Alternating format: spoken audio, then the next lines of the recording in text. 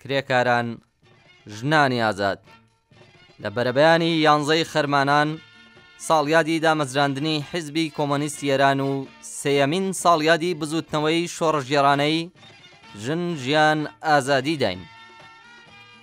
حیزبی کۆمۆنیستی ئێران بە ئەرکی خۆی دەزانێت لەم ڕۆژانەدا هەوڵەکانی بۆ بەهێزکردنی پایەکانی ئەم بزوتنەوە شۆڕژگێڕانەیە چڕتر بکاتەوە تا باشتر بتوانێت مۆری سوسیالیزم واتە مۆری ڕزگاری مرۆڤایەتی لەلایەن کرێکارانەوە لەسەر پایەکانی ئەم بزوتنەوەیە بدات.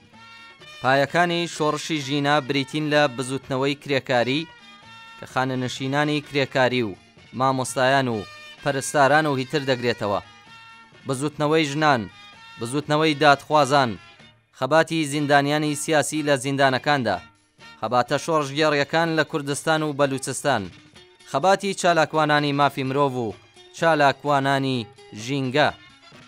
ئەم بزوتنەوانە لە ڕووی ڕێخستنەوە گەشەیان کردووە و داواکاریە مەعیشەتی و سیاسیەکانیان ڕوونتر بوونەتەوە. بۆ ڕوخاندنی ڕژیمی کۆماری ئیسلامی و دامەزراندنی حکوومەتێک کە ئامانجەکەی ژیانی کرێکاران و ڕەنزەران بێت، پێویست بە حزبێکی کۆمۆنیستی سەراسەری، جەماوەری و بەهێز هەیە. حزبی کۆمۆنیستی ئێران ئامادەیە بە هەموو هێزی خۆیەوە ڕۆڵی شایستەی خۆی لە دامەزراندنی ئەم حزبەدا بگێڕێت.